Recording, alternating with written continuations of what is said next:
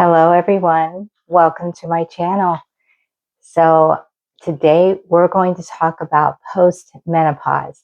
This is part 3 of my menopause series. I will attach the other videos at the end of this one if you're interested in looking at them. I talked about perimenopause, menopause, and then today I'll talk about post-menopause.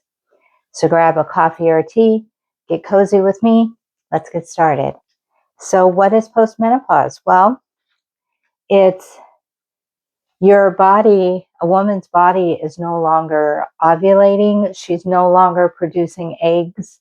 Her estrogen is down. Her progesterone is down. She's not producing those anymore. So that means she's in postmenopause. Now, ideally, the old way of thinking was a woman would go through menopause hell, and then she would come out of it with minimal to no symptoms. Well, the language of that is changing. I've noticed online when I do research, they're kind of walking away from that mindset because the symptoms don't disappear. If you have symptoms during perimenopause and menopause, you'll have symptoms in postmenopause as well. Now, the severity of it is really up to the woman. It really depends on what she's experiencing. Each woman is different. My doctor told me that my symptoms will stay because mine are so severe. He said that they will stay. I will always have them. So I'll be in my 70s, 80s, and God willing, 90s on HRT because I'll always have symptoms. So that's unfortunate. I was really hoping that this would stop, but that's the way life is. And as the Rolling Stone says, you can't always get what you want. I know, keep my day job, but so I'm going to talk about symptoms and then what risks of being in post-menopause can do to a woman. So like the symptoms of hot flashes, night sweats, depression. So my depression was so bad that it was painful to even talk. And I worked at the Ann Arbor VA hospital for 7 years. And I just retired just this past August. And my job was primarily speaking on the phone. I scheduled appointments for patients.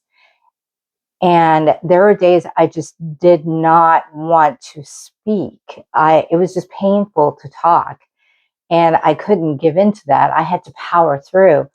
And powering through like that makes you even more tired. By the end of the day, I'm beat. I was just done. So depression is a huge deal in menopause and postmenopause as well. I've got a So low libido, you don't really want to do the bow chicka wow wow, but yeah, that's hormones. Hormones will do that. Insomnia, you'll have trouble sleeping, dry skin, weight changes, hair loss, urinary incontinence. So that's part of menopause as well. So pretty much all the symptoms you're having, you're going to have in postmenopause. I'm sorry to break it to you. I know that's not the news you wanted to hear because for years and years, they've been telling women that, oh, just hang on, just hang on and suffer through it for 8 to 10 years and then it'll be over. And women like me that believe that fairy tale, because that's what it is, have come to realize that that's not true. It's not even remotely true. It's not. So if your symptoms are mild, when you go into postmenopause, hopefully you'll be one of those that won't have hardly any symptoms at all. But because mine are severe, I will always have to be on HRT. If your symptoms are in the medium, you'll still have some things going on, but it may not affect your day-to-day. So only you can determine how bad your symptoms are because you're the one living it. So each woman's different. Some women don't even get any symptoms at all, and those are the women that I envy. I really do. That's great. That's fantastic. Um, I'm happy for you, genuinely, truly. But yeah, you will always have to be on, if you do decide to take HRT, or if you're doing herbs or dietary changes, things like that, you're going to have to still keep doing that after postmenopause. I'm sorry to tell you that. I know that's not what we wanted to hear. But so being in postmenopause, though, it causes several factors in our bodies that make us higher risk of developing things. One of them is osteoporosis. So you'll get brittle bones. So make sure that you're taking a vitamin D3 with K2, and calcium. So whether you do that through your diet or you do that through supplements, but make sure that you're getting that. Don't overload on the calcium though. Okay. You can also get a test done, a bone scan, to see if you even have brittle bones. I do not. I don't. When I broke my ankle a few years back, they told me my bone density was very, very well. Because at first they thought when I broke it that I'm menopausal and brittle bones. But no, nope, I don't. And I don't take I don't take calcium. Nope, not at all. I don't take any calcium because I don't need it. My bones aren't brittle. And I'm already, at the age I'm in, I'm supposed to be in menopause, but truly, I'm postmenopausal. I had a hysterectomy, but I still have the symptoms. But yeah, my estrogen is not going to get any lower, and I don't have progesterone. So yeah, I'm pretty much postmenopausal, and I'm only 57. So yeah, so osteoporosis, not every woman gets it. So pay attention to that. You know, get that bone scan done, request that through your doctor, and see. You don't always need calcium. So be careful with calcium, because it can start, if you overload on it, it can create bone spurs and create more calcium deposits in your body that you don't, that can be painful in certain situations. So look into that before you start taking like tons and tons of calcium. Get a bone scan done first and make sure that if you do have brittle bones, talk to your doctor about a good, strong, quality calcium and vitamin D3 and K2. K2 is for absorption. So is the vitamin D3. Calcium and vitamin D3 need to be taken together for absorption. Okay. And then cardiovascular disease, because we don't have that estrogen. Think of estrogen like a cushion, like a soft cushion. That's the reason why we hurt, why our bodies hurt, why our joints hurt, is because that estrogen's gone. We don't have that cushion there anymore. So that's the same thing with your heart. So your heart doesn't have that cushion anymore, and it can cause cardiovascular issues. And so, you know, be on the lookout for that. Get your physicals and be on the lookout for that, because that could be a problem. And then vaginal atrophy. So what that is downstairs, she gets very dry, and the lining of her gets really thin, it gets paper thin, and that can cause a lot of burning and itching, even some sore rubbing, some sores from rubbing. So HRT really does help with that. I don't have that issue like I was before. So it does help, because that estrogen, once again, is a cushion, you know. And but if you don't want to do HRT, you can talk to your doctor about other things. Urinary tract infections are another issue because of that. And then the frequency, having to go to the bathroom a lot, is an issue with that. So you can talk to your doctor about, having pain while you're having sex is part of that too. So talk to your doctor about, what you can do to alleviate those symptoms. There is estrogen cream that you can put on her to get her to not hurt so much if you don't want to do like standard HRT. And then there's lubricants that you could do as well while you're making love. You can use lubricants. So, but yeah, I mean, unfortunately, post-menopause is truly a continuation of what you were going through in menopause.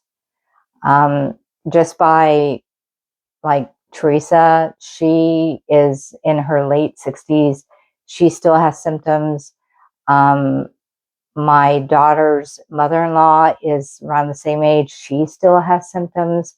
And these women should not be, ideally in the fantasy world, ideally they're not supposed to be having those kind of symptoms, but they are. So yeah, and so it really finalized it when I went to my gynecologist to get on HRT. He told me, he's like, Tamber, you're always going to have symptoms. You're going to be in your 70s taking HRT. So, so what can you do? Well, like I've said in my other videos, take some supplements. You can do herbs. Get with a doctor that specializes in menopause. Not all doctors are created equal, especially us women. We know this because we all get treated like crap in the medical field. Yeah. And so find a doctor that will help, and not all doctors are going to help you. So do the research and then find someone that will be, empathetic to what you're going through. And even women doctors aren't as kind. My GP doctor, when I got diagnosed with menopause, she just looked at me and said, "You're in menopause." And she gave me no guidance or anything. And that was a woman. So yeah, even if they're women, not all doctors are going to listen to you or be empathetic or even know what to do for you. So go online and research doctors. And truly, being in menopause means you become an expert in research. You really do. So, modify your diet, eat more healthy, and do some mild exercise, and try to go to bed at the same time each night. Try to develop a really strong sleep schedule. That way, it'll make your circadian rhythm, be the way it should be. And like in the evenings, I go to bed at 9 p.m. every night. So around 8 o'clock, I start getting really sleepy. So that means my circadian rhythm is healthy. And then I usually get up around 7:30, between 7 and 7:30 every day. And I get up on my own. I don't have to force myself to get up. So that means my circadian rhythm is functioning in the way it should. And so make sure you go to bed at the same time. There will be some circumstances where you can't, but most of the time, go to bed at the same time. I go to bed so early because my husband gets up at 5 a.m. to go to work. So I don't want to keep him up by being up. When you're married, you gotta go to bed at the same time. But try to establish a healthy schedule. I'll do a video about what I eat. I weigh 157 right now. I truly wish I weighed a lot less, by about 30 pounds, 20, 30 pounds, but I don't. And I've kind of accepted that. My blood work is in the green.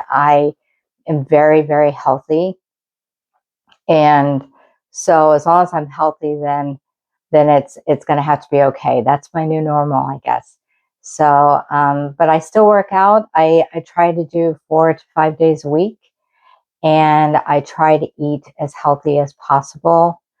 I like my sweets. I like candy, and we on Fridays we'll go to Dairy Queen and get blizzards, blizzard ice cream. And I do like my sweets. It's hard. It's hard. There's so much, uh, temptation out there to eat this and try that, and it's hard, but it is possible.